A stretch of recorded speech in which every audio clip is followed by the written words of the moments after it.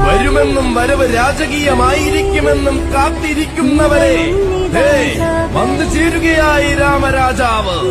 ഏതെങ്കിലും നാലാൾ കൂടി നിന്ന് നാവുകൊണ്ട് പറഞ്ഞപ്പോൾ നായകനായവനല്ല രാമൻ. നാലാളെ കൂട്ടുനിർത്തി നട്ടല് വളയ്ക്കാതെ നിവർന്നു നിന്ന് പലതും നേടിയെടുത്ത് നായകനായവനാണ് രാമൻ. ഒരുങ്ങിക്കോളൂ, വരുന്നത് പടയാളിയോ ഭടനോ മന്ത്രിയോ അല്ല, രാജാവാണ്, രാമരാജാവ്. ഒതുക്കാൻ നിന്നവരെ ഒതുങ്ങി നിന്നോളൂ, വരുന്നത് രാമനാണ്, വരവ് രാജകീയമാണ്.